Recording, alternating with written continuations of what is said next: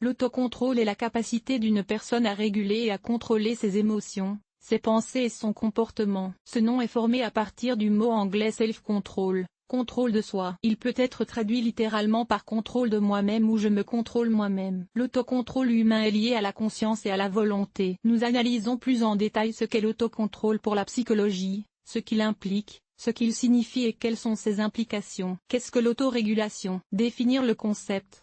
L'autorégulation est la capacité d'une personne à contrôler son état et son comportement dans des situations de crise, de conflit et de confrontation. Qu'implique le concept d'autorégulation? Il est étroitement lié à la motivation, à la fixation d'objectifs, au respect de soi, à la conscience de soi et à la responsabilité. Une analyse plus détaillée de ce qu'implique l'autorégulation. Pourquoi est-elle nécessaire? Que signifie l'autorégulation? Elle permet de se développer, d'atteindre des objectifs, de se débarrasser de mauvaises habitudes et d'en prendre de nouvelles. Grâce à l'autocontrôle, une personne confrontée à une situation de stress maintient ses convictions et son engagement envers les valeurs. La maîtrise de soi aide également à lutter contre les problèmes psychologiques et à les prévenir. La maîtrise de soi aide à résister aux difficultés, au stress physique, psychologique et intellectuel. La valeur de l'autorégulation pour la santé et les performances d'une personne est brièvement examinée. Lorsque l'autocontrôle est activé et que la motivation est affaiblie ou disparaît complètement, il nous aide à aller de l'avant. Nous nous laissons donc aller à la paresse,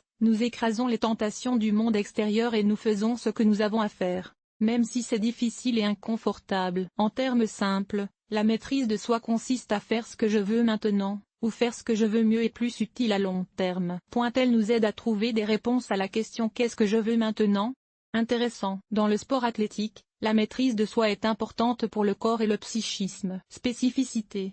Pour mieux comprendre les caractéristiques de la maîtrise de soi, nous nous tournons vers certains phénomènes psychologiques. Selon cette théorie, des niveaux de motivation faibles ou moyens sont plus importants pour obtenir des résultats stables à long terme. Des niveaux plus élevés permettent d'atteindre des résultats à court terme et des objectifs plus modestes. Théorie de la démonstration émotionnelle et de l'information. En termes simples, l'essence de cette théorie est la suivante. Plus quelque chose doit durer longtemps, plus le stress psychologique et émotionnel sera élevé. Une personne est en état de stress et cela affecte négativement ses activités. Elle perd la capacité d'avancer rationnellement et lentement mais sûrement vers ses objectifs. L'échec est également perçu comme beaucoup plus douloureux en raison du fort désir de satisfaire certains besoins. En d'autres termes, avec une forte motivation, le risque d'abandon est plus élevé qu'avec une faible motivation, mais avec des niveaux plus élevés d'autodiscipline et de maîtrise de soi. Ces deux phénomènes sont liés et constituent la base de l'autorégulation. Type d'autocontrôle.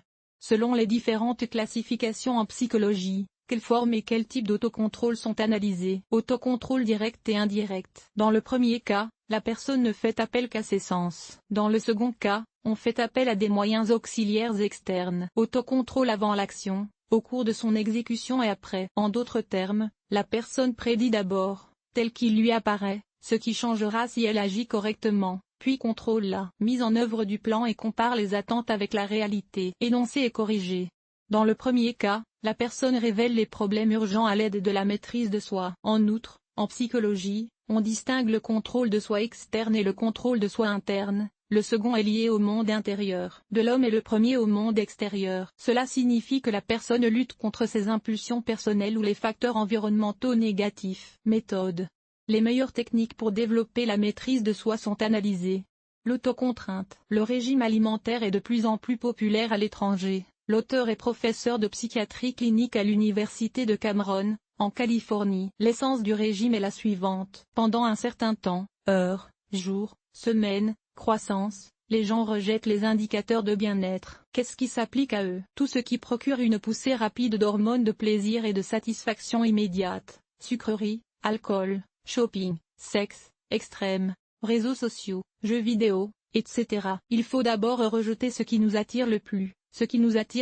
Et qu'est-ce qui est permis? Marcher, communiquer avec ses proches, lire des livres en papier, s'occuper à la maison, consacrer du temps à ses loisirs. En général, vous devez vous concentrer sur votre monde intérieur et sur votre parent, votre ami. Le but de l'étoile de la fin est de renforcer votre santé mentale. Il s'agit notamment d'accroître la prise de conscience, d'éliminer les dépendances et de les prévenir, d'augmenter la résistance au stress et de retrouver sa vraie valeur. Conscience émotionnelle.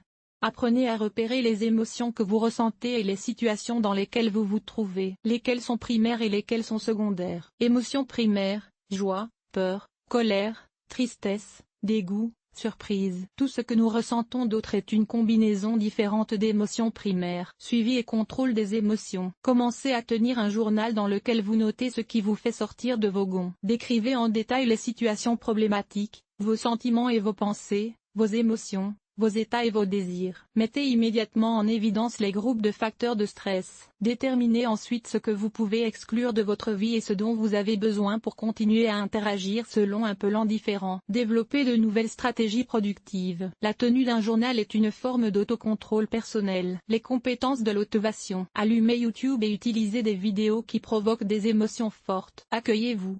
Répétez cet exercice plusieurs fois par jour. Si vous sentez que les émotions vous dominent, essayez de vous distraire. Utilisez des méthodes de base. Sortez, courez ou promenez-vous, pressez-vous quelquefois et souvenez-vous. Avec des races autocontrôlées, utilisez des méthodes objectives et subjectives pour évaluer le succès de la maîtrise de soi. La première se réfère au fait que vous pouvez mesurer ce que les autres voient. Par exemple, quel travail est effectué à un moment donné? Les méthodes subjectives concernent les sensations personnelles. Par exemple, l'appétit, le bien-être général, le contexte émotionnel. De même, la maîtrise de soi peut se concentrer sur les signes externes et internes. Par exemple, s'il s'agit de lutter contre les mauvaises habitudes, les signes externes comprennent la couleur et l'état de la peau. Puis sur les signes internes, c'est-à-dire le bien-être général. À noter, la maîtrise de soi peut s'apprendre et s'améliorer à tout âge. La règle. Pour maximiser sa maîtrise de soi et améliorer sa vie, il faut l'organiser et l'entraîner selon les règles suivantes. Développement de la maîtrise de soi. Trouver un sens et un but. Pourquoi tant de personnes ne parviennent-elles pas à arrêter de fumer ou de boire? Nous ne parlons pas des cas avancés de dépendance chimique. C'est parce qu'il y a un manque de sensibilisation. Oui, tout le monde dit que c'est mauvais, mais rien de précis. Pourtant, il est plus facile d'arrêter de fumer si l'on admet que cette mauvaise habitude a détérioré la peau, perturbé le fonctionnement de certains systèmes, réduit les performances et provoqué d'autres changements négatifs. Si l'on ajoute à cela la perspective de ce qui se passera après l'abandon de la mauvaise habitude, le processus devient encore plus conscient. Dans ce cas, le sens et les objectifs peuvent être formulés, par exemple, comme suit. Je vais arrêter l'alcool et le tabac pendant un mois. Chaque jour, j'analyserai mon état, choisir un critère de mesure spécifique, et je le comparerai à ce que je faisais avant. Après un mois suffit pour que le corps se nettoie et se rétablisse dans un premier temps. En d'autres termes, une personne voit et ressent une amélioration et décide de prolonger l'expérience pendant un mois, puis un autre mois, puis un autre mois et ainsi de suite. Cela signifie qu'elle arrêtera de boire et de fumer. Décomposez la tâche principale en sous-tâches. En d'autres termes, créez un plan étape par étape. Mettez-vous d'accord. Est-il plus facile de perdre 1 kg chaque semaine que d'envisager de perdre 24 kg en 6 mois? Cette décomposition vous empêche de réaliser comment vous atteindrez votre objectif. Faites le premier pas. C'est la partie la plus difficile car il faut lutter contre la peur, le doute, la paresse, la procrastination et d'autres mauvaises choses. Et, comme on le dit souvent, une fois qu'on a commencé, on ne peut plus revenir en arrière. D'ailleurs, la même règle s'applique au point de non-retour, c'est-à-dire à l'équateur de la route. Fixez des objectifs intermédiaires et analysez le travail accompli. Refusez le multitâche. Oui, cela fonctionne pour les tâches mineures. Par exemple, vous pouvez scanner ou imprimer quelque chose tout en planifiant la suite de votre travail dans votre tête. Vous pouvez aussi faire la vaisselle et rédiger un article. En revanche, s'il s'agit d'une tâche plus complexe et plus globale, vous devez vous concentrer entièrement sur une seule chose. Vous pouvez alors entrer dans le flux et accomplir la tâche le plus rapidement et le plus efficacement possible. Pour ce faire, retournez à la section Mon expérience. Nous entraînons notre volonté. Commencez par de petites tâches. Par exemple, familiarisez-vous avec le passage d'un ou plusieurs arrêts au travail ou à pied. Faites votre exercice quotidien le matin et utilisez les escaliers au lieu de l'ascenseur ou de l'escalator. Changez d'environnement.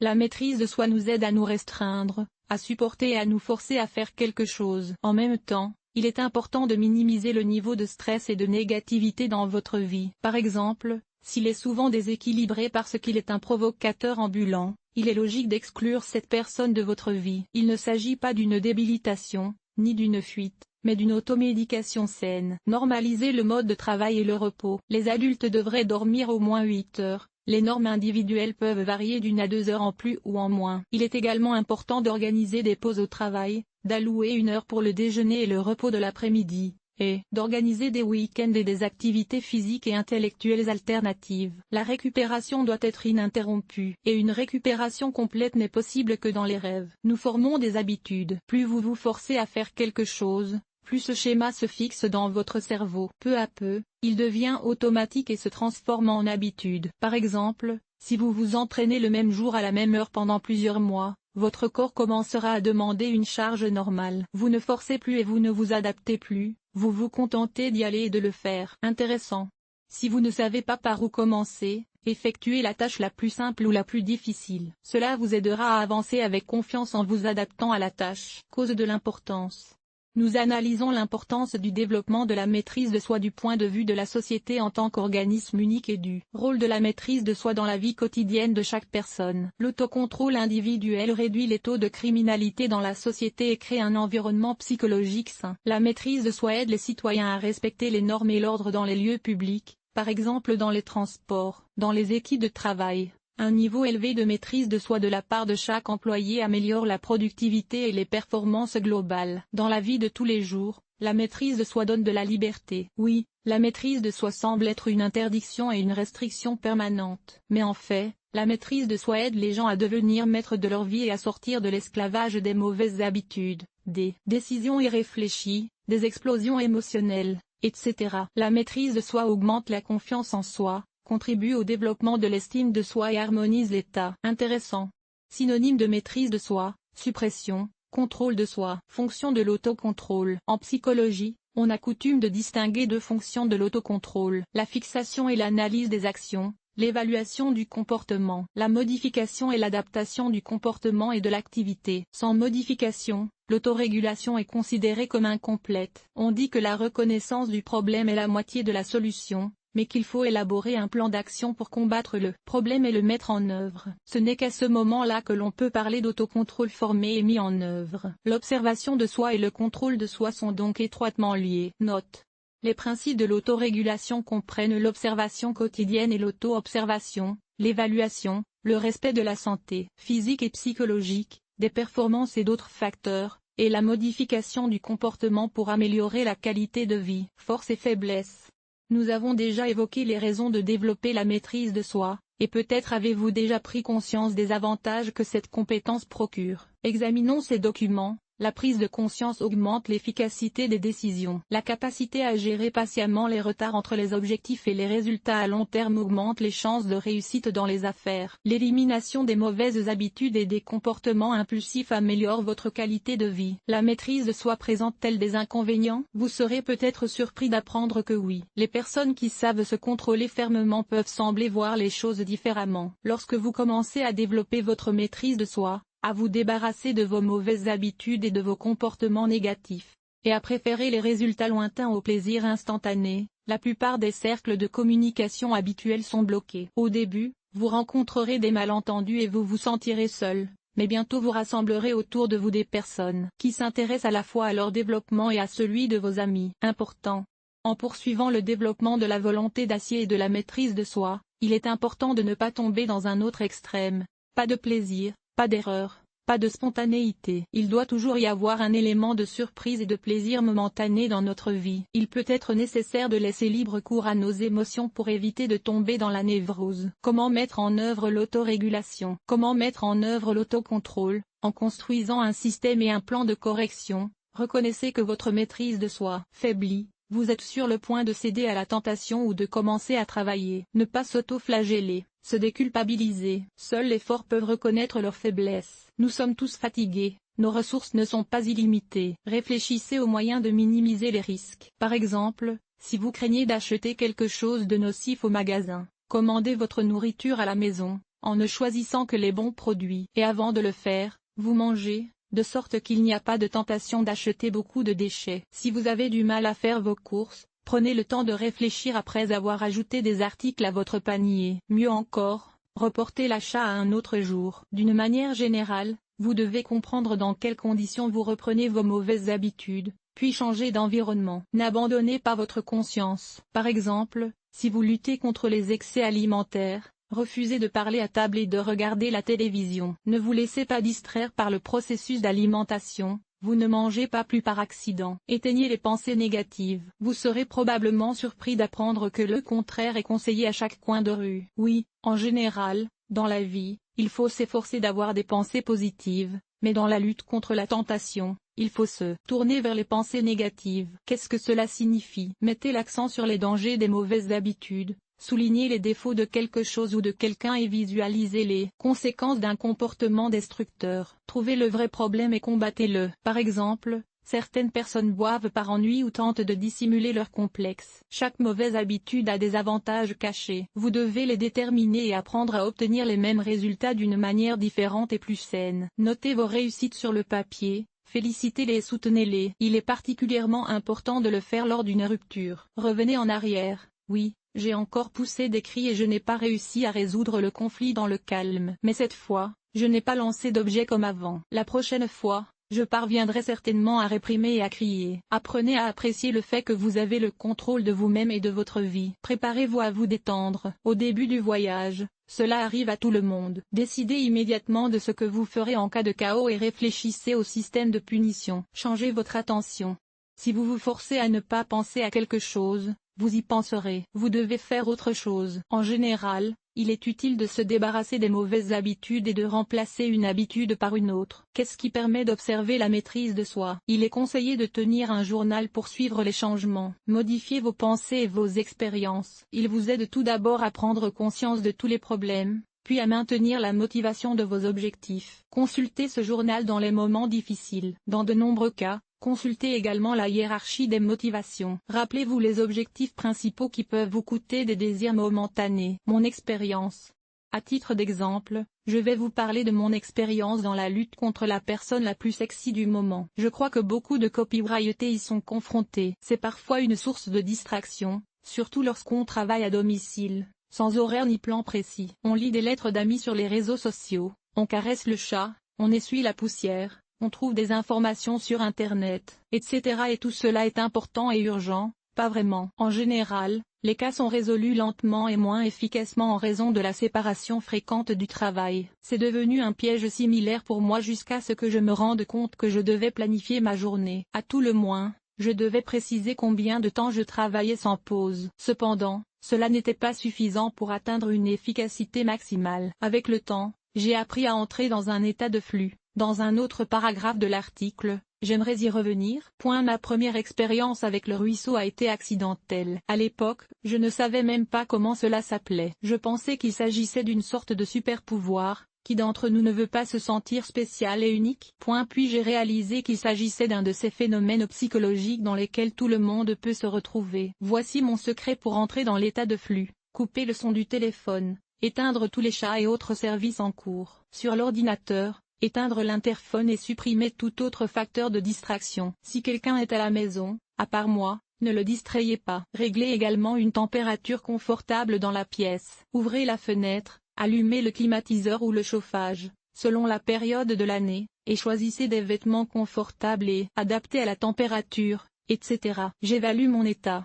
Il est important que rien ne me gêne dans mon organisation physique ou psychologique. Par exemple, il peut être très difficile de se concentrer sur des tâches professionnelles le matin si je sais que quelque chose d'important m'attend l'après-midi. Si je n'ai pas faim ou si je ne dors pas, je ne peux même pas entrer dans le ruisseau. Par conséquent, après avoir évalué la situation, je fais tout ce qui est possible pour l'améliorer, si elle est satisfaisante, ou la sauver. Si elle est bonne, je choisis une tâche et je l'organise comme si je me testais moi-même. Je me souviens de mes propres expériences et de l'actualité en rapport avec le sujet de l'article. Parfois, je m'inspire d'histoires tirées de forums. Il est très important de susciter l'intérêt personnel. J'écris sur la première chose qui me vient à l'esprit. Peut-être supprimerai-je cette suggestion ou ce paragraphe. Peut-être l'insérerai-je au début ou à la fin de l'article. Cela n'a pas d'importance. L'essentiel est de commencer. Et tout se fait tout seul.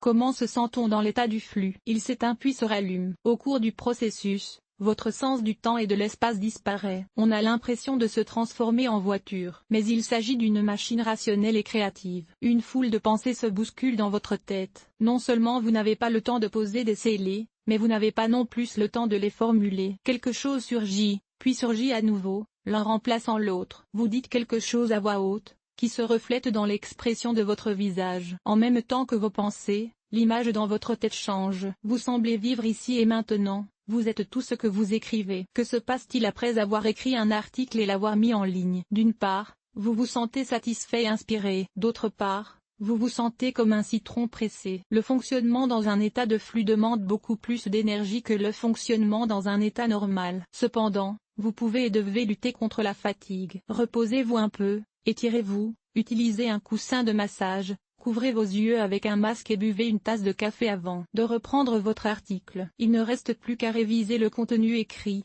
à saisir le reste des clés et à terminer l'enregistrement. Tout cela se passe en dehors du flux et demande beaucoup d'efforts volontaires. J'utilise ici les règles suivantes: effectuer le reste du travail sans distraction, puis vaquer à ses occupations en toute bonne conscience. Après avoir quitté la rivière, je n'ai plus beaucoup d'énergie. Je peux donc reporter le travail à un autre jour. J'aime travailler dans un état de fluidité, mais je ne suis pas toujours capable d'entrer dans un état de fluidité. J'ai déjà appris à programmer et à planifier, mais des problèmes peuvent encore survenir lorsque je crée les bonnes conditions pour entrer dans un état de fluidité. Conclusion. La maîtrise de soi est une compétence propre aux personnes qui réussissent. Sans elle, il est impossible de mener à bien les tâches quotidiennes ou de mettre en œuvre des plans à long terme. Il est important de ne pas confondre la maîtrise de soi avec le contrôle des émotions. Lorsqu'elles se maîtrisent, les personnes reconnaissent et acceptent leur état, leurs pensées et leurs sentiments, mais ne les ignorent pas et ne se focalisent pas dessus, préférant trouver des solutions et des moyens d'améliorer leur situation actuelle. La maîtrise de soi aide à prévenir et à résoudre les conflits, à lutter contre les mauvaises habitudes, à développer des compétences utiles, à se débarrasser de ses défauts, à s'épanouir sur le plan personnel et professionnel, etc. La maîtrise de soi aide également les personnes à évaluer l'efficacité de leurs activités. D'une manière générale, l'épanouissement et la réalisation de soi ne sont pas possibles sans maîtrise de soi. Il est donc important de développer cette compétence, mais sans tomber dans l'excès inverse.